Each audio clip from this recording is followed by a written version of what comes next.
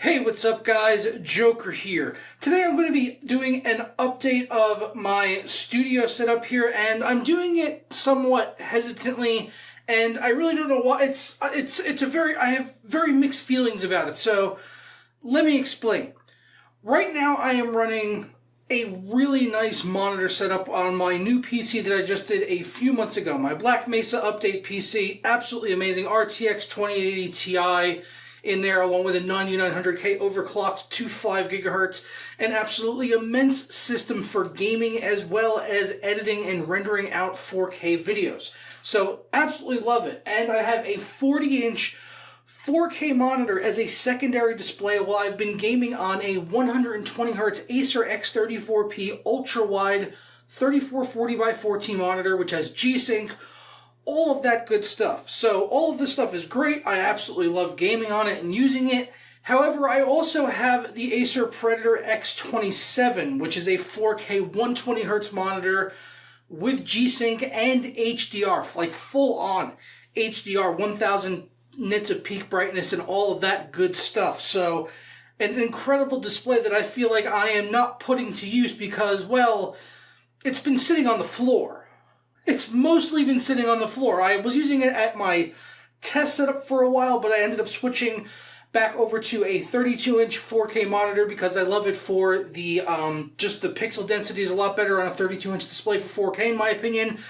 And the X27, while its features are amazing, it's still just a 27-inch display, which makes what I'm about to do kind of crazy because I'm going to start using it as my main display at my main setup here, and then switching out the 40-inch 4K monitor for a 32-inch display next to me to kind of tidy up my setup and make just a much smaller footprint, I guess, from the monitor so I can have more space on the desk to be able to organize things and just keep it looking a bit tidier.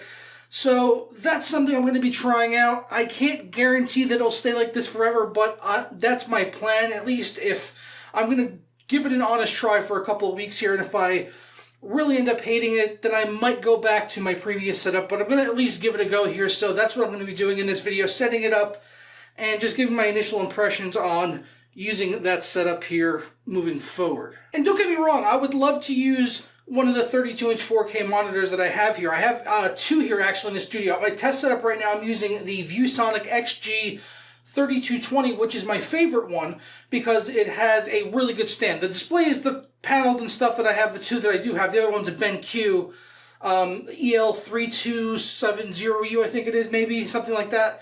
EL32 is the nomenclature there because it's 32 inches 4K. The panels on them are both pretty comparable, but the ViewSonic has a better stand because it goes up, down, tilts, pivot, swivel, height adjust, while the BenQ only has tilt. So that's why I've been leaning towards using the ViewSonic over there because I love 32-inch 4K displays, but there's no 32-inch 120Hz 4K displays available yet. As soon as they are available, I would definitely upgrade the X27 to that.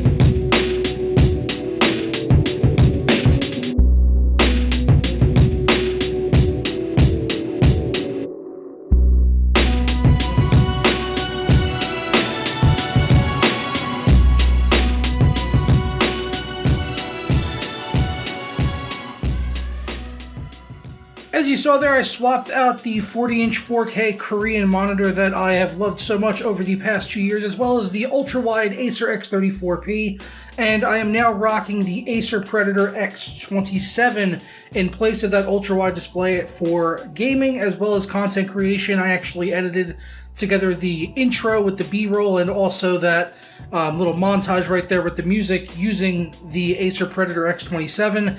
And having the 4K is definitely really nice for me as a creator for having the extra screen real estate, which is really one of the primary reasons that I wanted to switch to using this over the ultra-wide. Ultra-wide definitely does add some extra horizontal screen real estate at 1440 resolution, but having that additional vertical resolution for different video layer tracks, being able to all fit on the same screen is something that 4K offers that is an improvement over ultra-wide that kind of outweighed my preference for having a larger ultra-wide display.